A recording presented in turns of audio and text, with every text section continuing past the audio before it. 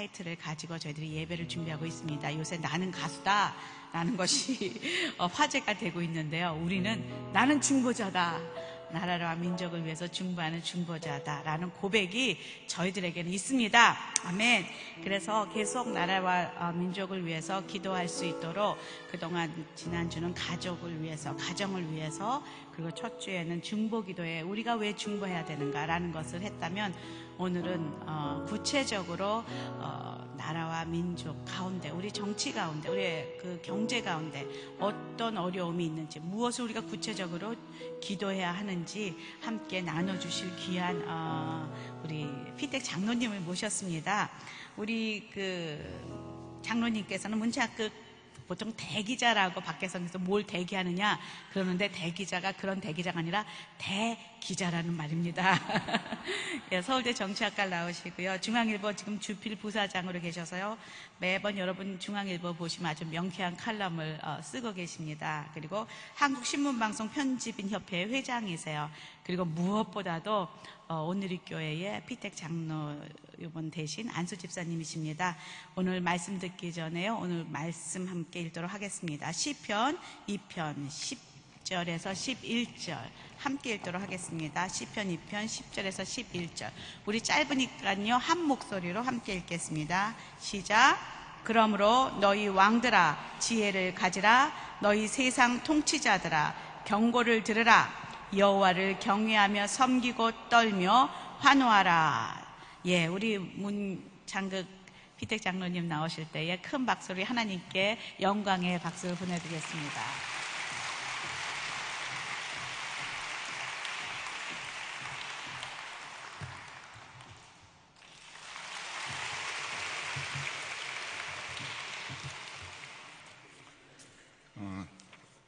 제가 이렇게 이런 우리 강단에 설 자격이 없습니다. 여기는 다 목사님들이 서야 되고 그러는데, 저한테 우리 목사님께서 전화가 왔어요.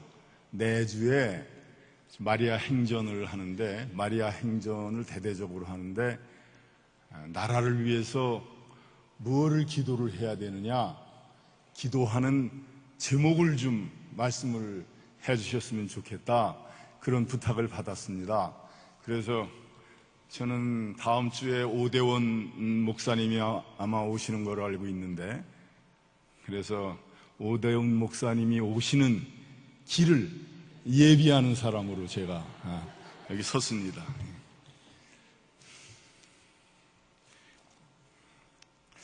나라를 위해서 우리가 기도를 왜 해야 되느냐? 우리는 각자 개인을 위해서도 기도하죠. 매일 우리가 아침에 기도하고 끊임없이 기도를 합니다. 그 가장 큰 이유는 우리가 하나님의 뜻을 알기 위해서 우리는 기도 드리는 거 아니겠습니까? 그러면 나라를 위해서도 우리가 같이 기도를 합니다. 그럼 왜 기도를 합니까? 이 나라를 위한 하나님의 뜻은 무엇인가 하는 거를 우리가 알기 위해서 우리가 나라를 위해서 기도를 합니다. 기도를 하면서 하나님이 이 나라를 위해서 무슨 뜻을 가지고 계신가 하는 걸 우리가 깨달으면 우리가 그 뜻대로 살 수 있는 삶이 될 수 있을 것 같습니다. 나라라는 것은 뭡니까? 저는 비행기 어떤 때 타면은 3등 칸을 많이 타지만, 가끔 무슨 기회가 있어서 비행기 좋은 좌석을 타게 되면은 2등 칸을 타게 되면은 또 굉장히 대우가 다르더라고요. 근데 1등 칸을 타면 아마 더 대우가 달라지겠지요. 나라라는 거는 우리가 저는 그런 거라고 생각합니다. 우리가 3등 나라에 있으면은 우리는 3등 칸에 타고 있는 승객입니다. 우리가 만일 1등 나라에 있으면은 우리는 1등 칸에 타고 있는 우리는 승객이 되는 겁니까? 여러분, 1등 칸을 타면은 서비스도 훨씬 좋고 편하고 얼마나 안락합니까? 우리가 1등의 나라를 만일 우리가 만든다면은 그 1등의 나라 안에서 저희들은 개개인의 삶의 고통과 개개인의 삶의 고민을 3등 나라보다는 우리가 덜 겪을 수 있기 때문에 우리가 나라가 좋은 나라가 돼야 된다, 나라가 복받은 나라가 돼야 된다 하는 우리가 기도를 하는 겁니다. 하나님이 그러면 한국이라는 나라를 왜 이 한국이라는 나라를 탄생시켜가지고 한국이라는 나라를 무엇에 쓰려고 그러시는가 하는 것이 우리의 제일 먼저 기도의 그 방향이 되어야 될 것 같습니다. 그 뜻을 알아야지 우리가 그러면 하나님의 뜻이 우리 한국에 대해서 이런 것이기 때문에 우리가 이렇게 또 기도를 드려야 되겠다, 그렇게 말할 수 있을 것 같습니다. 그런데 하나님의 뜻을 그럼 우리가 어떻게 알겠습니까? 기도를 통해서 물론 알 수 있습니다. 기도를 통해서 우리가 하나님이 우리에게 주시는 뜻이 있습니다. 그런데 우리가 또 과거를 돌아봄으로 해서 과거에서 우리가 하나님의 뜻을 발견할 수가 있습니다. 한국 역사에서 우리가 과거를 돌아보면 과거에서 지금까지 그 지내온 그런 상황을 보면은 대한민국에 대한 하나님의 뜻은 이런 것이구나 하는 걸 우리가 어렴풋이나마 깨달을 수 있을 것 같습니다. 그래서 오늘 제가 말씀을 드리려는 거는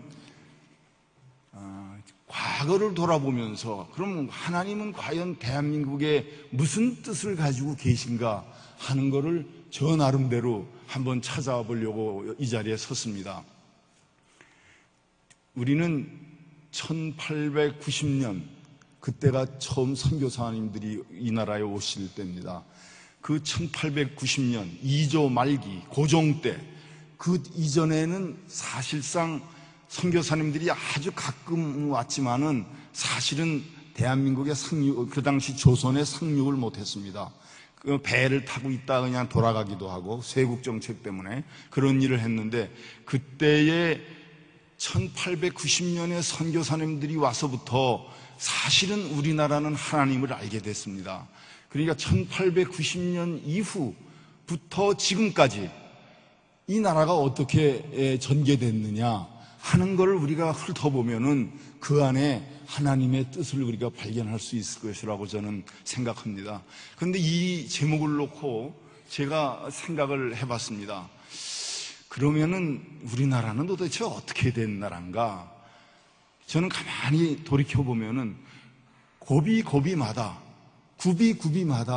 하나님의 뜻이 분명히 있었다라는 것을 저는 확인할 수 있었습니다. 우리 민족한테 고난을 주신 것도 그건 하나님의 뜻입니다. 우리 민족을 단련시키기 위해서 고난을 주신 겁니다. 또 고난을 주신 다음에 또 하나님은 우리한테 길을 열어주십니다. 매번 길을 열어주셨어요. 중요 시기마다. 그럼 길을 왜 열어주셨느냐? 그럼 하나님이 또 우리 민족을, 이 나라를 써야 될 일이 있기 때문에 또 길을 열어주신 겁니다. 그래서 그런 걸 보면은 우리나라라는 것은 지금까지 오면서 그 구비마다 시련과 도전과 이런 것을 받았지만 그것이 또 하나의 기회가 됐습니다.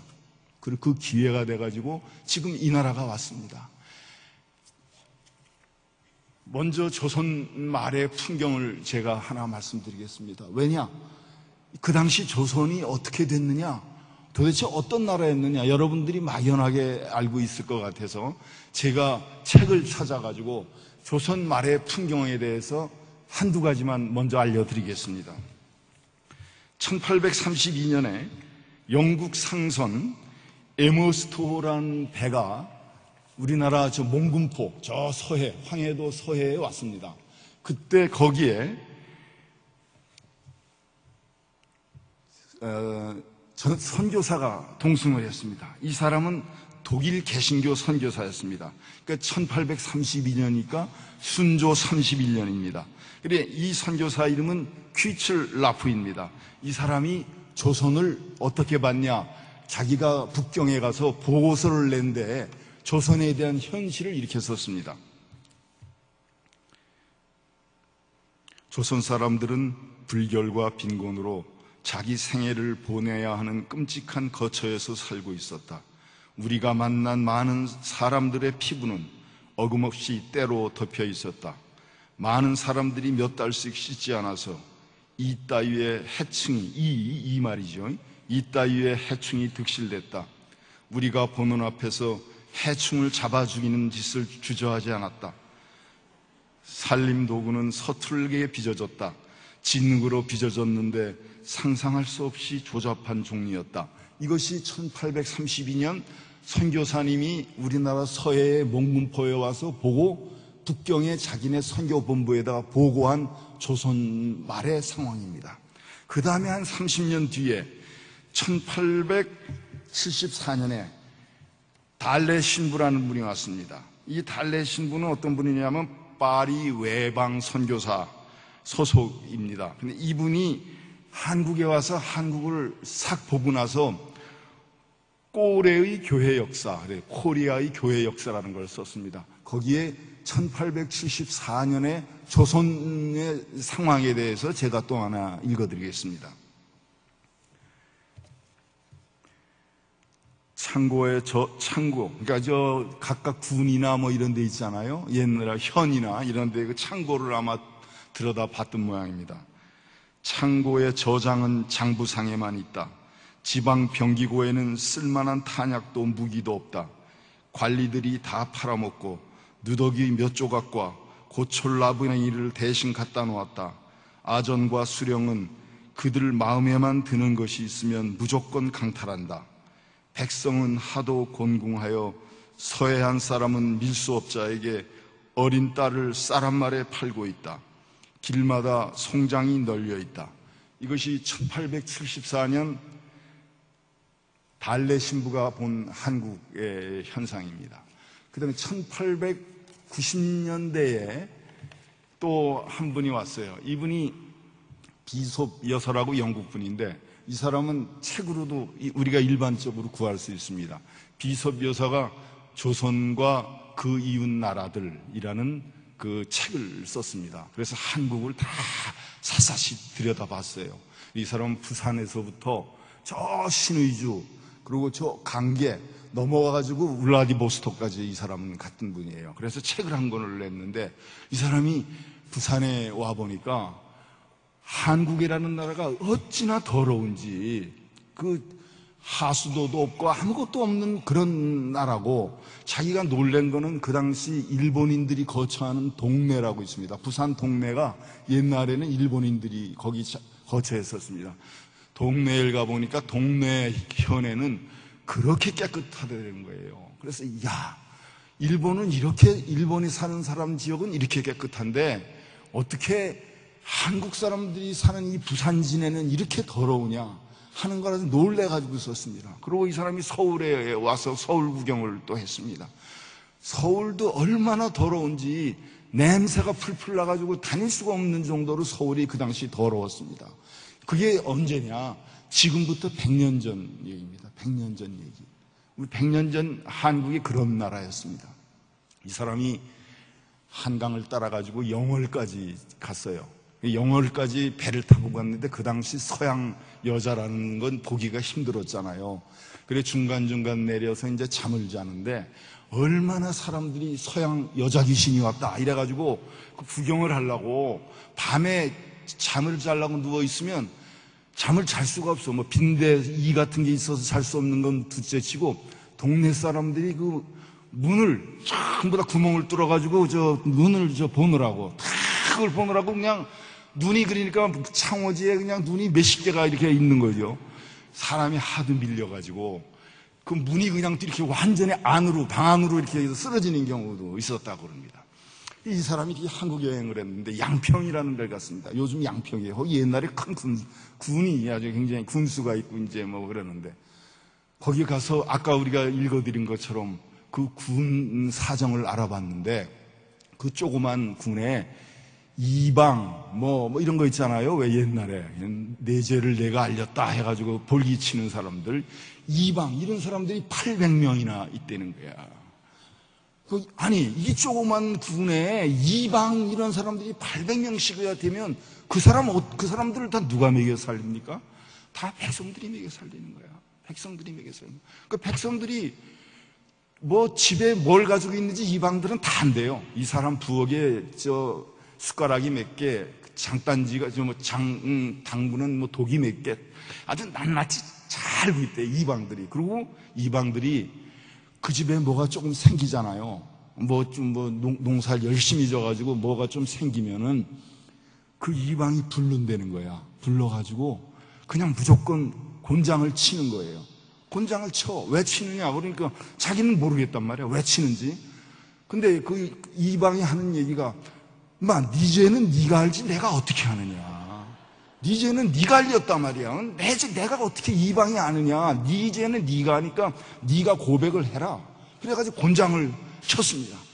그게 조금만 집에 쌀이라도 조금 한두 마리 있으면은 그걸 다 그렇게 뺏긴다 이거야. 그러니까 조선 사람들은 일을 하려고 그러지 않는 거야. 왜? 일을 하면 다 뺏기니까. 그러니까 게을러지는 거야 또. 암만 노력을 해봐야 나한테 남는 건 아무것도 없으니까 게을러지는 거야. 세월은 가라. 이렇게 돼 있는 거예요. 이 사람이 한강을 따라가 보고 평양을 지나서 대동강을 따라 올라가 보고 조선 상황은 똑같았습니다. 근데 깜짝 놀란 거는 그 당시 연해주, 그러니까 지금 소련이 있는 데죠. 블라디보스톡. 거기 갔는데 거기에도 이제 그 당시 한국에서 이민을 간 사람들이 그때 북간도 하고 연해주에 이민을 많이 갔거든요. 거기를 자기들이 또 둘러봤어요. 조선 사람들이 여기서는 어떻게 살아? 그랬더니 연해주에 살고 있는 조선 사람들을 가보니까 깜짝 놀란 거야. 아니, 조선에서는 그렇게 더럽고 그렇게 게을르고 그렇게 아주 그냥 하루 삼류민족 그냥 원시인 같은 삶을 사는 조선민족이 연해주에 사는 조선민족은 얼마나 깨끗한지 몰라요. 집을 반듯하게 짓고 거기서 열심히 일을 하고 러시아 사람보다 훨씬 더 잘 살고 훨씬 더 깨끗하게 산다 이거예요. 야, 조선민족이 이런 민족이냐? 참 놀랬다. 이거 왜 그럼 연해주에 있는 조선인은 이렇고 왜 조선에 있는 조선인 그러느냐? 그게 뭐냐? 그 나라가 잘못돼서 그렇다 이거야. 아까 말씀드렸듯이 나라가 백성이 뭐만 생기면 볼기를 쳐가지고 다 뺏으니까 일을 안 하는 거야. 근데 그런 나라를 떠나가지고 자기들끼리 모여 사니까 그렇게 잘 사는 거예요. 그래, 조선민족을 자기는 다시 봤다. 그런 얘기를 한 걸 제가 책을 읽었습니다. 이것이 사실은 한국, 그러니까 우리의 전신, 조선의 말에, 조선의 말에 한국의 상황이었습니다. 조금 더 그 시절을 조금 더 한번 하면 1904년 고종이 그때 있었습니다. 민비도 그때 있었어요. 민비는 죽었죠. 1895년에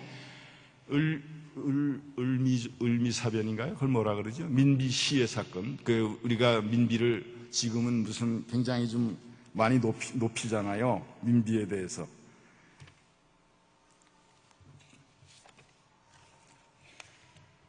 명성황후 뭐 이래가지고 우리가 저기도 오페라 같은 것도 있고 그러는데, 근데 그 당시 왕은 그럼 어땠냐? 왕도 똑같았어요. 그 당시에 윤치호라는 분이 일기를 쓴 게 있어요. 쭉. 그 사람은 20몇 살 때부터 죽을 때까지 일기를 썼어요. 그래, 그게 귀한 우리 자료가 되는데, 그 사람은 전부 다 영어로 일기를 썼어, 그 당시. 왜? 한국말로 쓰면 혹시 나중에 잘못되면 그거 가지고 누가 흉잡을까봐 1890년대 전부 다 영어로 일기를 썼어요. 매일매일. 근데 그 사람이 쓴 일기에 당시 고종과 민비에 대해서 한 얘기가 있어요. 얼마나 그 당시 왕궁에는 점쟁이, 그 다음에 무당, 내시 이런 사람들만 버글버글한 거예요. 그래 1904년에 노일전쟁이 일어나지 않습니까? 노일전쟁이 일어나는데, 노일전쟁이 일어나면은 자기가 왕이면은 야, 이게 나라가 지금 어떻게 될 거냐? 조선은 이제 러시아한테 먹히는 거냐? 일본한테 먹히는 거냐? 조선이 이걸 정신을 차려야 되겠다.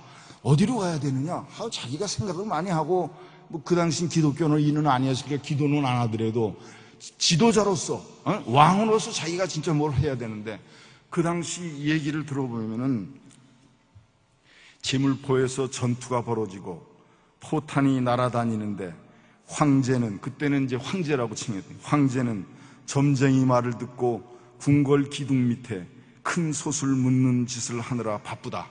이게 이 사람이 일기에 쓴 거예요. 우리 고종이라는 사람이 그렇게 무능하고 그렇게 나약하고 그렇게 이 타락한 사람이었다 이거예요. 민비라는 사람도 똑같아. 그래서 이건 그 다음에 민비가 죽기 전에 한 게 이 사람 민비에 대해서 평을 하는데, 영리하고 이기적인 이 여인은 미신을 섬기는 것의 반만큼 백성을 섬겼더라면 그녀의 왕실은 안전했을 것이다. 민비라는 사람도 백성을 섬기는 거에는 아무 관심이 없어. 관심이 없고 전부 다 미신 섬기는 거. 그래, 지금 덕수궁 짜리, 그 다음에 그 경기여고 짜리가 경운궁이었거든요. 러시아에서 아관파청을 하고 경운궁으로 옮겼어요. 저 고종이 1907년 이때쯤에. 근데 그 옮길 때 그 즈음 1900년대에 덕수궁하고 경운궁, 그러니까 지금 시청 부근이죠. 시청 부근에는 전부 다 점쟁이하고 무당들이 그렇게 들끓었대. 왕이 점쟁이하고 이렇게 무당을 좋아하니까 전부 다 점쟁이하고 무당만 있는 거야. 백성들은 그 사람들 먹여 살리느라고 세금 내야 되고. 이 사람들은 나라에 대한 걱정이 전혀 없었어요. 나라에 대한 걱정이 없는 대신 뭐만 있었냐? 왕과 왕비, 세자만 안전하다면 무슨 일이 일어나도 상관이 없다. 이것이 민비의 자세였다 이거예요. 제가 책을 읽어보니까 그 당시 민비라는 사람 죽고 나서 또 고종이란, 그 다음에 이제 엄빈가 뭐 이런 분들이 이제 거기 그 다음 대신을 했는데, 얼마나 나라에 대해서 무책임하냐 하면, 일본한테 나라를 팔아 먹어도 좋다. 일본이 우리를 합병해도 좋다. 단 우리 왕실, 그러니까 이씨 왕실만 살려달라. 그게 조건이었어요. 1910년 한일 합방할 때의 가장 큰 조건, 이완용이가 그 조건을 들고 일본하고 협상을 했어요. 그러니까 이거 얼마나 어리석습니까? 이 나라가 없어지는데, 조선이라는 나라가 없어지면 조선의 국왕이라는 거, 또 조선의 대신들이라는 거, 이거 다 없어지는 거거든요. 그런데 그런 걸 모르는 거야. 그리고 일본한테 나라, 조선을 너희들한테 바칠 텐데 이씨 왕조만 살려달라. 이씨 왕실만 살려달라. 그러면 나라를 너희들한테 다 갖다 바치겠다. 그래가지고 갖다 바친 거예요, 사실. 그렇게 우리가 무능하고, 그런 나라에서 우리가 100년 전, 이게 오래전 얘기가 아니야. 100년 전에 그런 나라였습니다. 이런 나라에 들어온 게 뭐였냐? 선교사를 통해서 우리 기독교가 들어온 거야. 그때 기독교가 들어왔어요. 선교사님을 통해서. 이승만 박사 전기 같은 걸 읽어보면 그런 게 잘 나타나 있어요.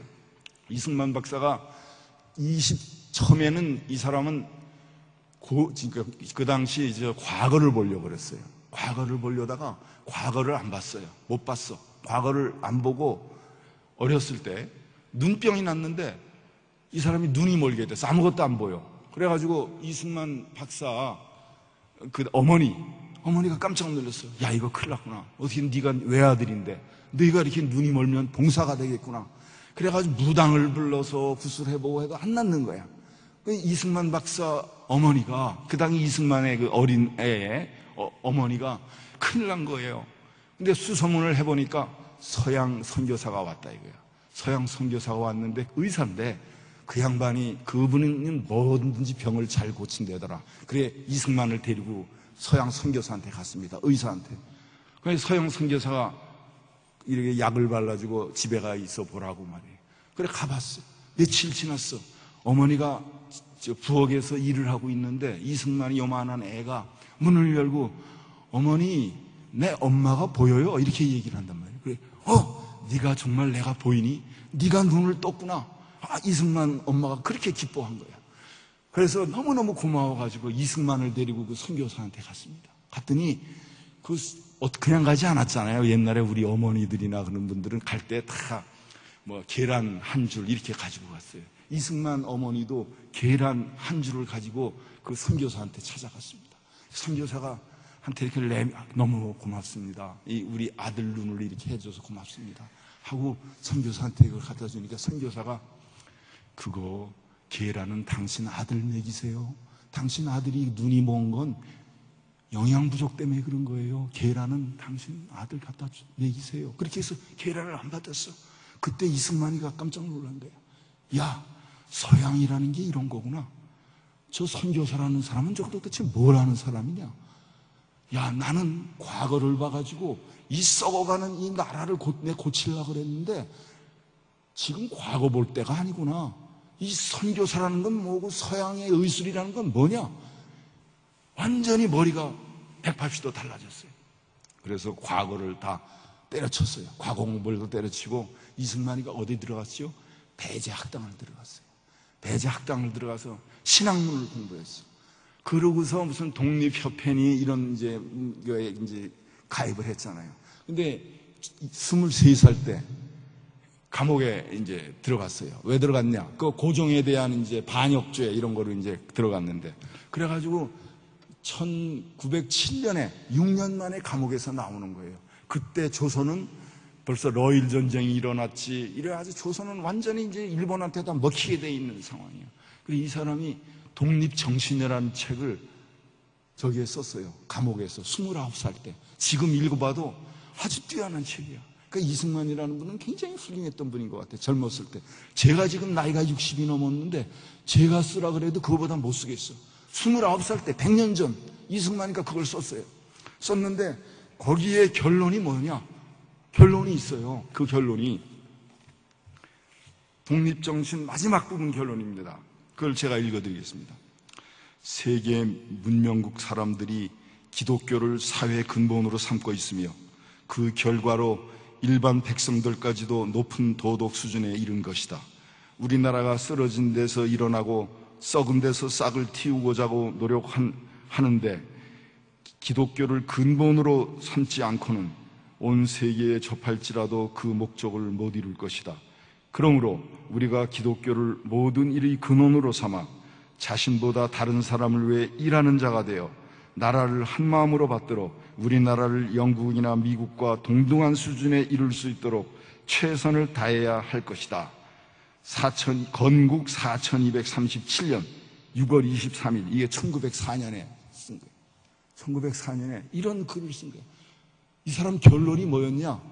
이승만이야 20세, 29세 때의 결론이 이 나라는 기독교 국가가 돼야 되겠다. 기독교 국가가 아니고서는 조선은 살아날 길이 없다. 이 사람이 결론을 내린 거예요. 결론을 그렇게 내렸어요. 이승만이 그런 식으로 결론을 내리고 난 뒤에 그럼에도 불구하고 우리나라는 1910년에 합방이 돼버리지 않았습니까? 그래가지고 3.1운동, 일본이 차지하게 됐죠. 근데 그때도 그러면 왜 그럼 우리나라를 보호해 주셨으면은 일본한테 합방하지를 않게 하시지, 하나님은 왜 이 나라를 일본한테 이렇게 당하게 식민지로 만들었습니까? 라고 우리가 항의할 수 있겠지, 속으로. 근데 저는 아까 서두에 말씀드렸듯이 하나님의 뜻이 있는 거야. 우리한테 너희들은 2조 500년 허송세월을 보낸 민족이다. 너희들은 시련이 필요하다. 너희들은 고난이 필요하다. 그래서 하나님이 우리한테 고난을 저는 주신 거라고 생각해요. 그 고난 속에서 우리가 36년을 지나고 난 다음에야 마치 광야에 40년 생활을 하고서 우리가 가나안 땅으로 들어갈 수 있듯이 36년의 고난을 거치고 난 다음에 대한민국에게 독립을 허용하신 거예요. 그것도 다 하나님의 뜻이라 이거예요. 우리가 지금 와서 야, 과거 일제가 우리한테 그 뭐냐, 우리가 참 못난 민족이다, 이럴 필요가 저는 없다고 봐. 그게 다 하나님의 뜻으로 우리 피 속에서 하나의 고난이 연그러져 가지고 지금 이거에 뿌리가 됐기 때문에 우리는 그거 지금 후회할 필요도 없고, 우리는 그것을 애석하게 지금 애석하긴 애석하지만 그것 때문에 우리가 상심될 필요는 없다. 저는 그렇게 생각하는 겁니다. 그렇게 해서 기독교가 들어왔지만은 기독교가 들어온 반년, 그 500년 동안 내려왔던 조선의 그 못된 간섭, 게으름 이런 거는 일제시대 때도 같이 기독교인들은 이렇게 부지런하고 열심히 일하고 이런 걸 하나의 모토로 삼았습니다. 여러분들은 저보다 나이가 많은 분들이 없을 것 같은데 저는 어렸을 때 이번은 요즘엔 찬송가에 그런 게 없어요. 찬송가 우리 그 당시 1930년 40년대 찬송가에 일하러 가세. 지금 우리 찬송가에 있습니까? 일하러 가세. 응? 일하러 가세 일하러 가 삼천리 강산 위에 하나님 명령 받았으니 반도강산에 일하러 가세. 기독교가 뭡니까? 기독교가 우리 조선민족들한테 너희들 일해야 된다. 열심히 일해야 된다. 근면해야 된다. 근면해야 된다. 그걸 깨우쳐 준 거야. 스코필드 박사라는 분이 선교사였는데 일제 때 이 사람이 이런 말을 했어요. 하나님은 조선민족에게 나라와 긴 손톱을 2개를 주셨다. 아마 양반들이 옛날 청나라 사람처럼 손톱을 안 깎은 모양이에요. 길게 우리나라 양반들이. 하나님은 조선민족에게 나라와 긴 손톱을 2개를 주시면서 너희들이 선택해라. 이렇게 하나님은 말씀하셨다. 그런데 조선민족은 애달게도 나라를 선택하지 않고 긴 손톱을 선택했다. 양반들이 얼마나 게으르고 민영이라는 사람이 있습니다. 그러니까 민비의 친척되죠. 일제 말에 굉장히 높은 벼슬을 하고 이 사람은 일을 물론 그때 양반들은 아무도 일하는 사람 없었습니다. 양반들이 일하는 거는 그건 수치라고 생각했기 때문에. 그럼 양반들은 뭐 하느냐? 긴 담배대에다가 담배 피고, 그 다음에 또 할 수 있는 건 뭡니까? 앉아가지고 무슨 독경이 아니고 강독 같은 거를 한다. 그거만 하느냐? 그러면 또 이제 이렇게 하여튼 이 게으른 조선민족의 상징은 아까 말씀드렸지만 게으른 거야. 근데 그런 게으른 거를 우리 기독교 정신이 들어와서 그걸 깨자고 한 것이 우리 기독교입니다. 당시 일본에 유학을 많이 갔어요. 돈 많은 사람들은. 근데 돈 많은 사람들이 일본 양반들 자제겠지요. 일본 유학 가서도 일을 하느냐? 일을 안 해. 조선민족의 그 못된 관습 때문에. 못된 것인데 일을 안 해. 그럼 일을 안 하고 뭐 하느냐? 지금 제가 이거 또 하나 읽어드리겠습니다. 조선 지식인이 어떤 거였나? 그 당시 조선 유학생 90%가 사회학, 철학, 정치학에 코를 묶고 있는데 그들의 게으른 혀를 굴리는 데는 사회주의가 이상적일 것이다. 이거 윤치호 일기에 나온 거예요. 그 당시 우리나라 지식인들이 일본 가서 유학했을 때 뭐 공학을 한다거나, 무슨 의학을 한다거나, 우리가 진짜로 이 나라가 지금 이 비탄에 빠진 이 나라를 구하려면 그런 게 필요한 거 아닙니까? 과학을 한다거나 그런 거 아무것도 안 하는 거야. 사회학, 철학, 정치학, 그거 뭐냐? 다 혓바닥 놀리고서 게을르게 먹고 살려고 그런다 이거야. 그게 우리 조선 사람들 엘리트들의 생각이었어요. 윤보선이라는 대통령 아시죠? 그 사람이 영국의 에딘버러 대학을 나왔습니다. 문학을 했어요. 그래, 그 사람은 지금 집이 100칸이 넘는 집, 100칸짜리 집이에요, 안국동에. 근데 이 사람이 부자니까 영국 가서 이 사람도 뭘 했냐? 문학을 했어. 문학을 했는데 그때 그 문학을 하면서 집에다가 학비를 보내시오. 내가 문학을 결정했습니다. 문학하기로 결정했습니다. 그래서 학비를 보내라고 그랬는데 800파운드, 그 당시 아마 한 학기에 하고 생활비하고 800파운드였던 모양이야. 아마 쌀이 아마 100가마 이상 되겠죠. 그걸 이제 보내라고 그런 거야. 그걸 보고 통탄을 하는 거야, 윤치호가. 아니, 그 비싼 돈을 들여가지고 그것도 영국 에딘버러에 가지고 문학을 하다니. 지금 우리나라가 당장 필요한 거는 나라를 부강시키고 어떻게 하든지 국권을 회복하고 이래야 되는데 어떻게 문학을 네가 선택을 하냐. 한 꾸짖는 편지를 쓴 게 있어. 우리나라 그때 지식인들이라는 게 다 똑같았어. 근데 이 사람은 또 그걸 어떻게 또 버전업을 시켰냐 하면 이 인치호라는 사람들은 조선 유학생들이 일하기가 싫다 이거야. 그리고 앉아서 순히 말로만 하는 게 좋아한다 이거예요. 그러니 게으르고 자립심이 부족하고 남한테 신세지고 이게 아주 우리 민족의 아주 그냥 하여튼 DNA로 남아 있었던 거예요. 그러니까 윤치호라는 사람은 뭐라 그랬냐면 조선 사람들은 공산주의가 딱 맞는 거다 이거예요. 체질상. 응? 왜 그러냐? 공산주의가 사람들로 하여금 열심히 일하기보다는 남의 노고에 얹혀 살기를 조장한다. 이것이 유교를 가진 조선과 공통점이다. 그렇죠? 공산주의도 자기가 일하는 겁니까? 자기 일 안 하려고 그러잖아. 정부가 세금 내라고 세금 걷어가지고 나는 어떻게 해서든지 놀자 그러는 게 공산주의 아니에요. 사람이 자기가 열심히 일해서 자기 노력과 자기 땀으로 일해야 되는데 야, 돈 번 사람들은 다 우리 거를 착취했다. 그러니까 저 사람 거 뺏어서 우리가 먹자. 우리 그게 아주 심플하게 얘기하면 그거 아니겠어요? 조선의 그 과거 조상들의 그 피해는 오히려 이 공산주의가 맞는다 이렇게 얘기했어요. 조금만 먹고 살만한 사람들에게 달라붙는 친인척들. 조선은 옛날부터 공산주의를 해왔다. 조선 버전의 볼셰비즘, 이게 공산주의죠. 공산주의는 강도짓을 무산자의 영광으로 보기 때문이다. 그러니까 우리나라 그 2조 말기에 그 우리 민족들의 피해는 공짜로 놀고 먹는 게 아주 그냥 몸에 박혀 있었대요. 하여튼 이런 나라였어요. 게으르고 일하기 싫어하고. 그런데 그런 나라의 선교사님들이 와가지고 이게 변화를 시킨 거야. 제가 이거 이제 국립민속관인가요? 경복궁에 있는 거. 거기서 재작년에 무슨 사진전이 있었어요. 사진전을 가봤는데 그 사진전이 뭐냐면 북간도에 명동이라는 데가 있었어요. 명동이라는 데가 있는데 거기에 한 100몇 명이 처음 가서 정착을 했는데 이 사람들이 어떻게 정착을 해서 자기들이 일과 나갔느냐 하는 거를 그 후손이 사진을 전부 다 발견을 했어. 그래서 사진전을 연 거야.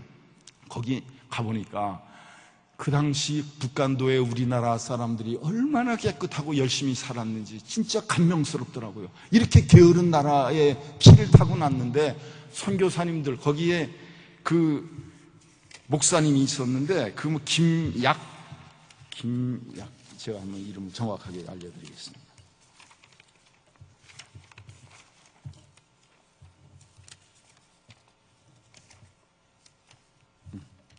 김야견 목사라는 분이 가족을 한 120명을 5가구를 끌고 가서 거기서 교회를 만들었어요. 용종교회를 만들어가지고 명동교회를 만들고 명동학교를 만들고 명동 유년주일학교를 만들고 명신여학교를 만들고.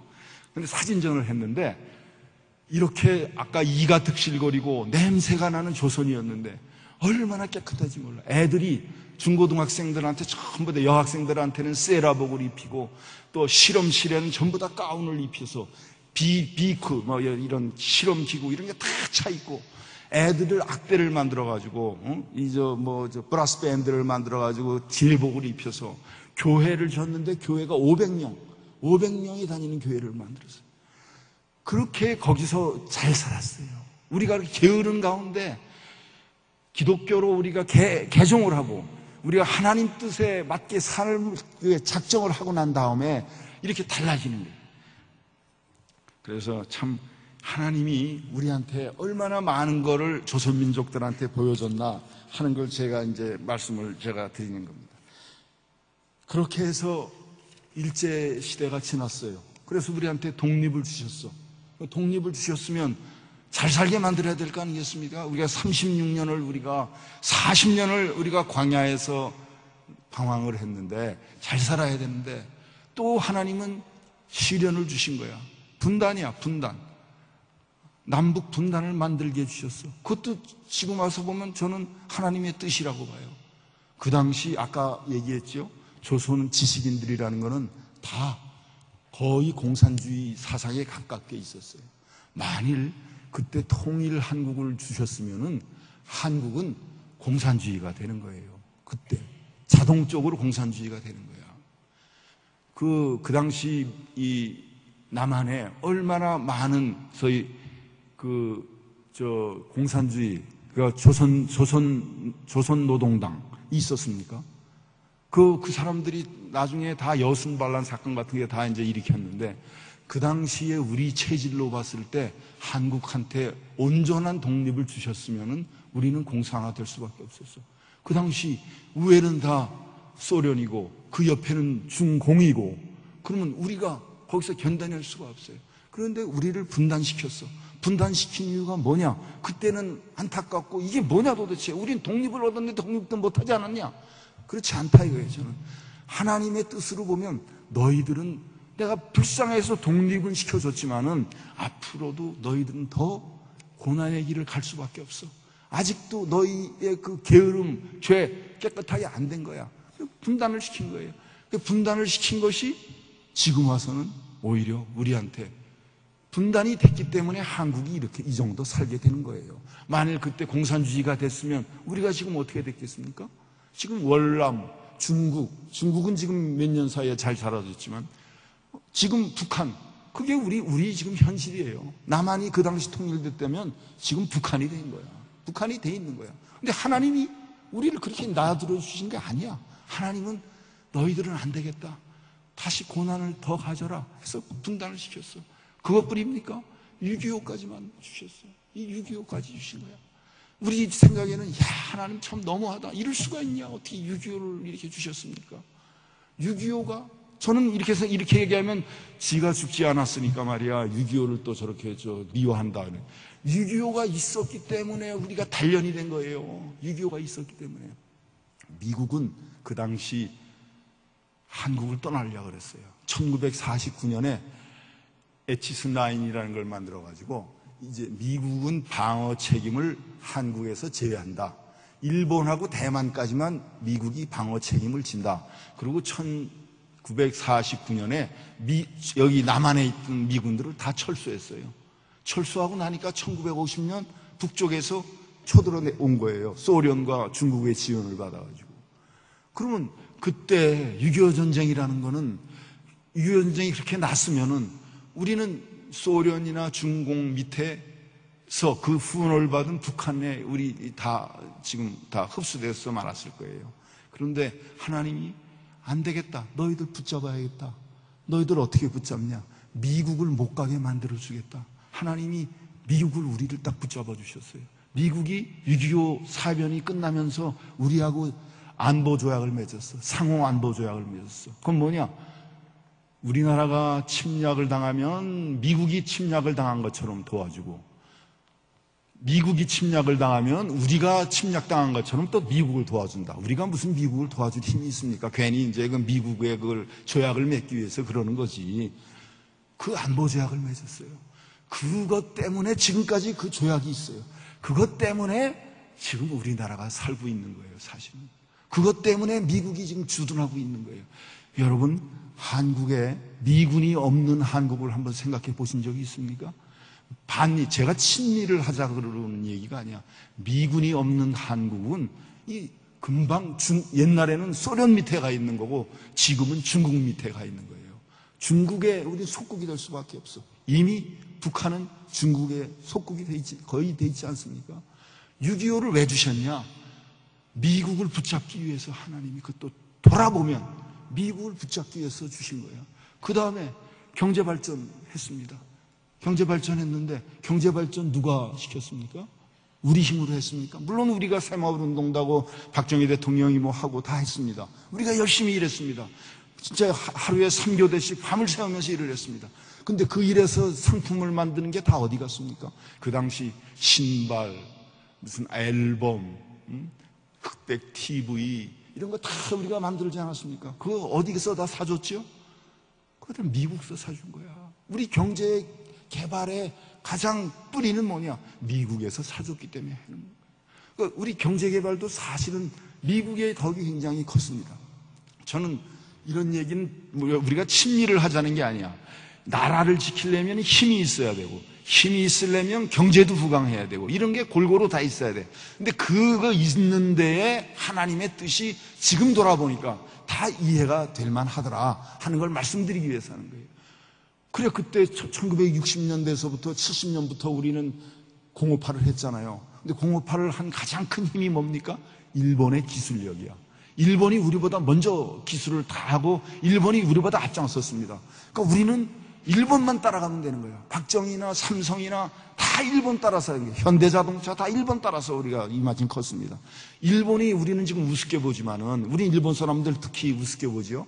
쪽발이들 이렇게 생각하지만은, 일본이 있기 때문에 우리의 경제가 이렇게 발전할 수 있었던 거예요. 또 하나, 중국, 지금은 중국이 달라졌지만 우리가 막 경제 발전을 할 때 중국은 뭐 했습니까? 중국은 문화혁명을 했어. 모택동 밑에서. 문화혁명이라는 게 뭡니까? 그 공산주의 젊은 애들이 다 내쫓는 거 아닙니까? 윗사람들 다 내쫓고 다 폭력으로 정권을 이제 유지하려고 하는 거 아닙니까? 한 20년을 중국이 문화혁명으로 경제고 뭐고 다 내팽개쳤어요. 우리가 그 사이에 20년 사이에 우리는 올라섰어. 어느 단계까지 올라섰어. 그러니까 깜짝 놀라고 중국이 1980년부터 지금 등소평이 와가지고 지금 이런 개혁 개방이다 해가지고 지금 세계의 G2 나라가 된 거 아닙니까? 그러면은 안보가 필요할 때 하나님은 미국을 우리한테 주셨고, 경제가 필요할 때는 이 일본과 중국 사이에 우리나라를 있게 해주시고, 이런 게 그냥 보통 생각하면 아마 그거 다 역사가 그런 거야, 우리가 그렇게 생각하지만, 저는 하나님의 뜻으로 보면 이게 당연하게 그렇게 온 우리의 역사라 이거예요.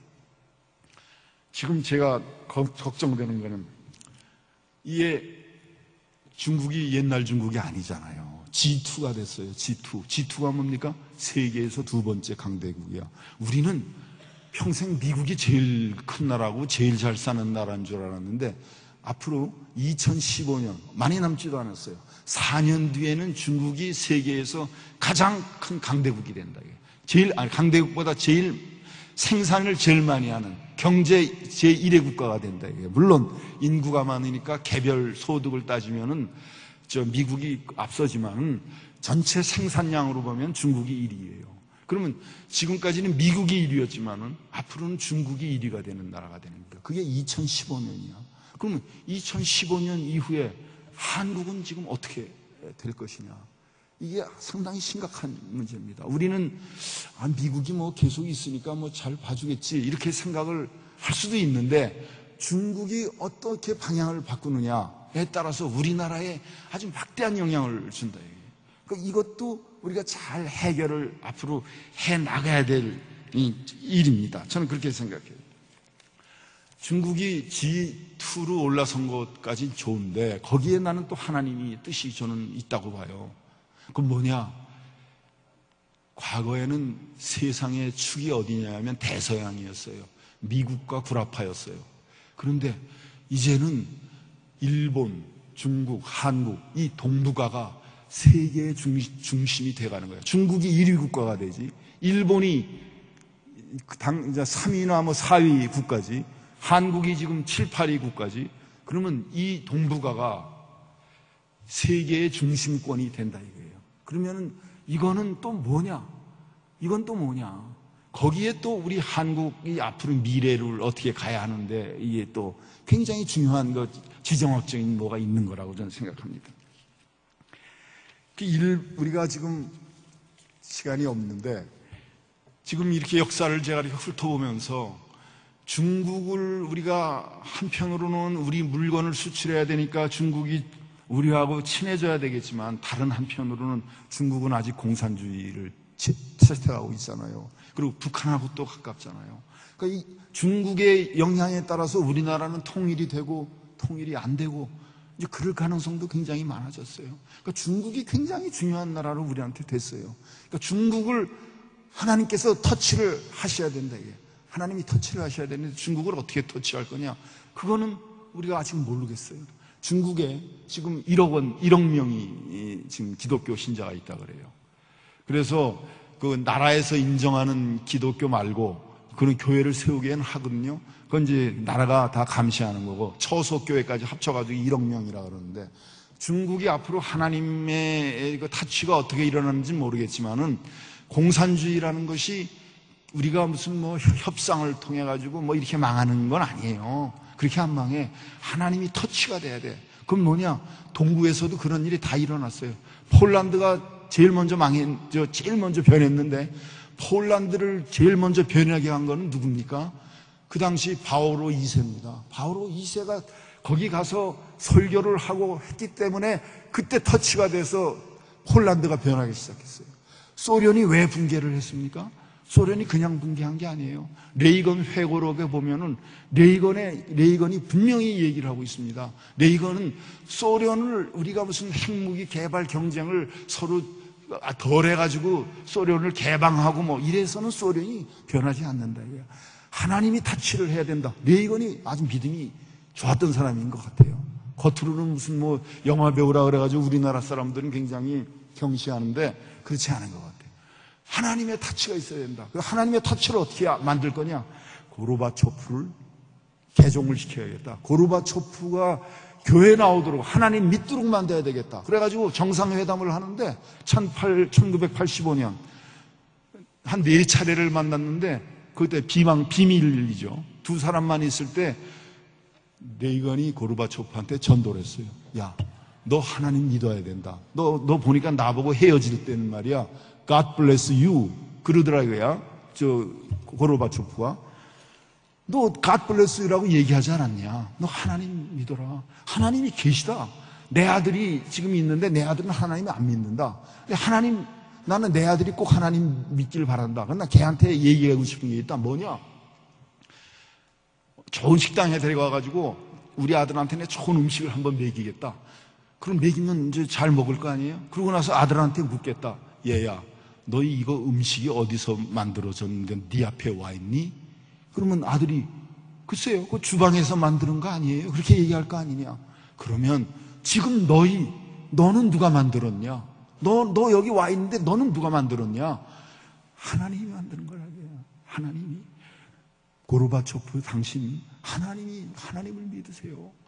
직접 그러니까 정상회담을 하면서 하나님을 믿으라고 전도를 했어. 카터 대통령이 1978년에 한국에 와가지고 박정희 대통령한테 하나님 믿으라고 전도한 적도 있어요. 근데 하여튼 공산주의라는 거는 그렇게 우리가 뭐 협상을 통해 가지고 뭐 공산주의가 무너지고 뭐 남북 통일이 되고 이런 거 없어요. 그런 거 이제 일어날 수가 없어. 우리 남북을 지금 분단시킨 이유가 다 있어. 왜냐? 하나님은 통일을 통해서 하나님이 역사한다는 걸 우리 민족한테 다시 한번 보여주려고 그러는 거라고요. 분명히 보여주실 거예요. 그거는 우리가 무슨 남북회담 해가지고 뭐 개방정책을 써가지고 그렇게 안 돼. 그건 분명히 10년 내에 그런 하나님의 터치가 온다 이거예요. 그때 한국 민족이 이게 뜻이 있구나 하는 걸 알게 된다. 제가 왜 기회의 나라로 만들게 해 주십시오. 우리나라 기도를 하냐면 우리나라가 보통 나라가 아니라 이게 하나님이 우리한테 매 순간 기회를 주셨어요. 지금은 어떤 기회를 주셨습니까? 모든 나라가 한국으로 다 올라그래. 아시아에서 우리도 아시아 전도대에 나가지 않습니까? 아시아에서 베트남, 캄보디아 모든 사람이 한국에 오고 싶어합니다. 한국의 예술, 체육, 문화, IT 기술 그거 다 배우려고 그래. 다 오려고 그래. 그 사람들 생각에 한국은 기회의 나라라 이게. 우리가 옛날에 미국을 보고서 미국은 기회의 나라라고 그랬어요. 근데 미국이 그 기회의 나라였기 때문에 하나님이 타치가 있는 그런 축복받은 청교도들이 세운 나라이기 때문에 지금까지 복을 받아서 제1의 국가가 됐지만은 지금 미국이 점점 쇠퇴해. 왜 쇠퇴하는 겁니까? 미국은 왜 쇠퇴합니까? 사이클이 있는 거예요. 사이클. 그 사이클은 우리 인간 잘못으로 있는 거야. 가난하고 어렵고 이럴 때는 열심히 노력해. 절약해. 그럼 가난, 고난 있다가 절약하고 열심히 하다가 그럼 돈이 생겨. 부유해져. 번성해. 그러면 그 다음에 뭐가 생깁니까? 그 다음에 퇴폐로 가는 거야. 그건 인간사가 똑같은 거야. 모든 세계 역사는 다 똑같은 거야. 번성하고 잘 살게 되면 그 다음 사이클이 뭐냐? 그 다음에는 자기가 나태해지고 게을러지고 또 부패해지고 이기주의가 번성하고 이렇게 되는 거야. 그건 그 다음 단계는 뭡니까? 몰락이야. 그 다음에 몰락이 되는 거야. 이 사이클이야. 하나님은 우리한테도 이런 사이클을 주실지 몰라요. 우리가 정신을 차려야지 이 사이클을 막을 수 있는 거야. 이 사이클을 막는 거는 하나님 뜻을 따라서 우리가 살아야 된다 이거죠. 기회의 나라를 달라는 건 뭐냐? 만들어 달라는 건 미국 선조들이 처음 미국에 올라갔을 때 청교도들이 원한 건 뭐냐? 미국이라는 나라를 저 언덕 위에서 빛나는 집으로 만들게 해주십시오. 환한 새 예루살렘으로 만들게 해주십시오 하고 청교도들이 기도한 거 아닙니까? 그런데 미국이 점점 쇠퇴해서 이제 G2의 국가가 됐어. 앞으로 이제 G3가 될지도 몰라. 미국 기독교가 점점 유럽은 이미 끝났어요. 이제 그 다음에 미국 차례야. 미국도 끝날 때가 얼마 남지 않았을 것지 몰라. 그러면 그 다음에 하나님은 누구를 써야 되겠습니까? 하나님이 쓸 사람이 있어야 돼. 하나님이 쓸 사람은 저는 대한민국이라고 생각해요. 왜? 이거는 제가 괜히 우리가 우리 민족이 잘났고 이런 걸 부추기려고 이러는 게 아니라 이거야. 그렇게 될 수밖에 없어. 일본이 우리보다 먼저 선교사가 왔어요. 임진왜란 때 일본 소서행장을 따라가지고 선교사가 이미 조선에 왔어. 일본에 있던 선교사가. 일본이 우리보다 먼저 200년, 300년 앞서가지고 선교사가 왔는데 일본은 하나님 나라가 안 됐어. 중국도 우리보다 훨씬 먼저 선교사가 왔어. 근데 중국도 하나님 나라가 안 됐어. 한국이 유일하게 그래도 지금 1000만 교인이라고 그러는데 1000만 교인을 지금 가지고 있는 거야. 참된 신자는 얼마인지 모르지만 그래도 하나님 나라로 지금 돼 있는 거예요. 아까 동북아 시대가 열렸다, 여기가 중심이다 할 때 하나님은 한국을 써야 되겠구나. 한국을 다음에 세계의 중심국가, 세계의 새 예루살렘으로 만들어야 되겠다 하는 뜻이 있다고 저는 생각을 하는 거예요. 그렇기 때문에 그러니까 우리가 이걸 하나님의 뜻을 분명히 알아야 된다.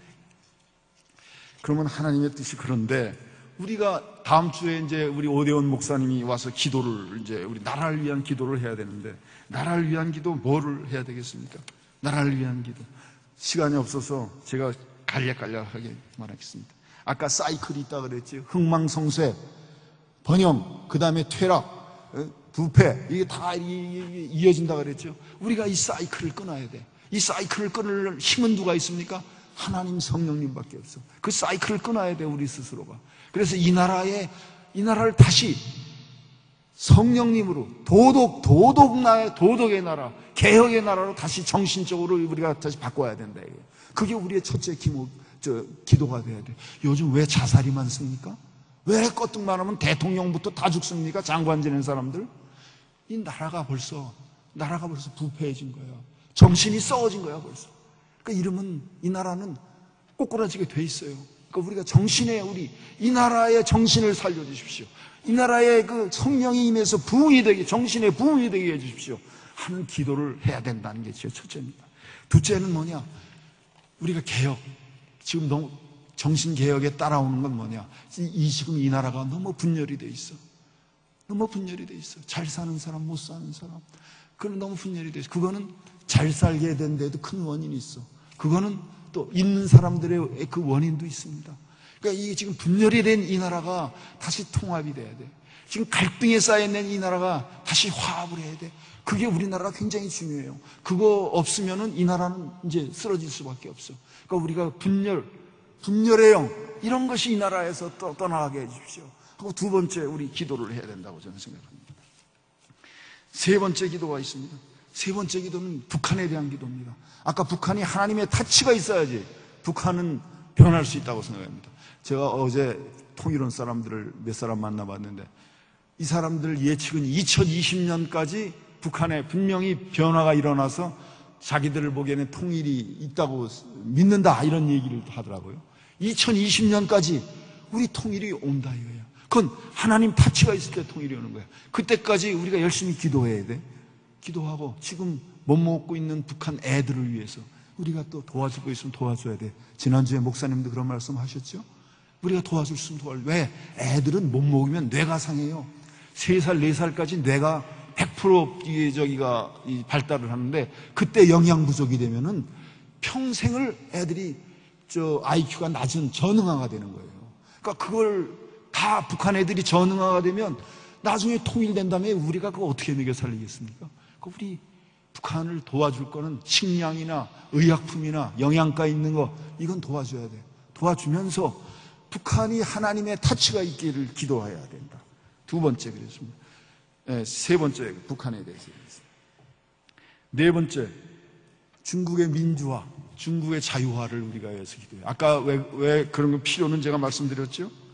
중국이 우리한테 굉장히 중요한 나라가 됐어. 이런 식으로 지금 식으로 가면 조선반도, 이 한반도가 어떻게 될지 몰라. 그러니까 중국의 자유화, 민주화가 있고 중국의 기독교화가 이루어져야 돼. 중국의 기독교화가 이루어지면 우리나라 통일은 자연이 되고 중국의 민주화도 자연히 이루어지는 겁니다. 그게 굉장히 중요합니다. 우리 그거를 놓고서 중국을 기도해야 됩니다. 다섯 번째, 제일 중요한 거예요. 뭐냐? 우리 좋은 지도자를 좀 주십시오. 좋은 지도자. 이게 중요한 시점인데, 저는 미국의 파운딩 파더들, 조지 워싱턴, 제퍼슨, 존 아담스, 해밀턴, 1976년 미국이 독립을 차지했을 때의 그 미국의 무수하게 좋은 지도자들이 많았기 때문에 미국이 독립이 가능했던 거예요. 그 사람들은 그 당시 월급을 안 받으려고 그랬어. 나라 일을 하는데 월급을 받다니 그게 말이 되느냐? 안 받으려고 그랬던 사람들이에요. 미국의 파운딩 파더들은 그런 사람들이야. 또 우리 링컨은 너무나 잘하니까 얘기할 필요가 없죠. 링컨은 무슨 일을 할 때마다 다 기도하면서 했어.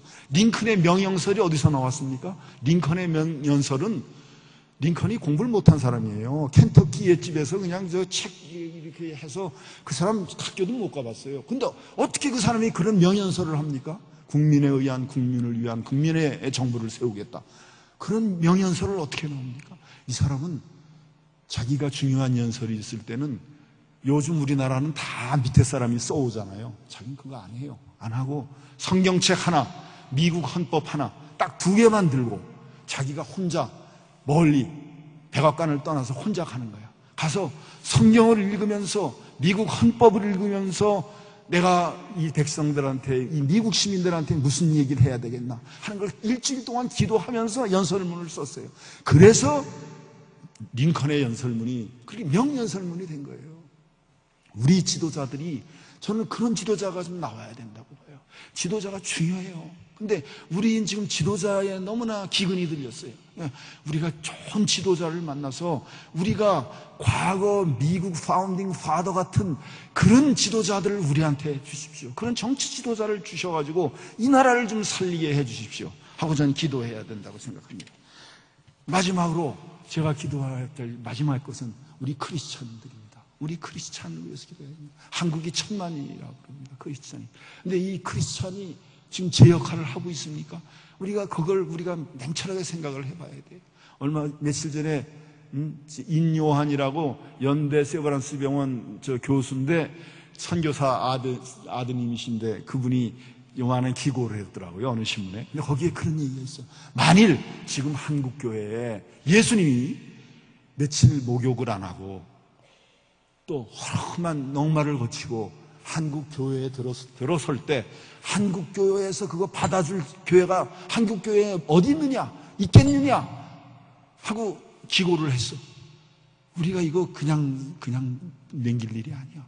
우리 크리스찬들이 먼저 각성을 해야 돼. 다른 사람 손가락질 할 거 없습니다. 우리가 먼저 각성을 해야 돼.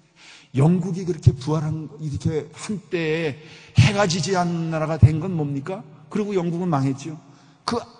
안 이유가 윌버포스나, 그 다음에 감리교 우리 했던 누구죠? 그런 분, 존 웨슬레나, 요한 웨슬레나, 이런 분들의 성령운동 때문에 가능했던 거예요. 성령운동 때문에. 당시 영국에서 영국 상인들이 세계에서 제일 정직했다 이거예요. 제일 정직하니까 영국 상인들은 다 믿을 수 있다, 이렇게 얘기를 했어요. 왜 영국 상인들을 믿을 수 있습니까? 그 당시 윌버포스나 이런 사람들이 개혁운동을 했기 때문에, 크리스찬 개혁운동을 했어요. 그러니까 우리 크리스찬이 개혁운동에 앞장서야 돼요. 앞장서야 된다. 준비한 건 많았지만 이게 시간이 벌써 12시가 돼서 나중에 기회가 있으면 개인적으로 더 말씀을 드리겠습니다. 그리고 하여튼 우리가 크리스찬이, 우리가 먼저 정신 차리는 게 중요합니다. 그러면 하나님의 뜻은 우리가 알 수가 있어요. 우리나라를 지금 옛날에 80불 하던 소득이 아프리카 기니하고 같은 80불의 나라였어요. 불과 50년 전에. 그런 나라를 이렇게 만들어주신 이유가 있지 않겠습니까? 괜히 그렇게 만들어주셨습니까? 미국이 기회의 나라가 됐듯이 우리나라도 기회의 나라가 돼야 된다. 소망의 나라가 돼야 된다. 저는 그렇게 생각합니다. 기도하겠습니다. 주님, 감사합니다. 오늘 수요 우리 여성 예배 이렇게 또 주님을 찾아서 나왔습니다. 주님, 저희들 이 나라를 향해서 주님의 뜻을 지금 생각해 봤습니다. 주님, 저희 우리 크리스찬들이 각성하게 먼저 도와주시옵소서. 저희 생활을 돌아볼 수 있게 해 주시옵소서. 주님, 이 나라를 축복하셔서 이 나라에 사는 사람들이 고통당하지 않고 가난하지 않고 불행하지 않게 해 주시옵소서. 주님, 이 나라가 앞으로 세계 복음화와 세계 선교화의 이 주축이 되는 나라, 미국을 다음 이어가는 나라가 주님께서 만들어 주시옵소서. 예수 이름 받들어 기도드립니다.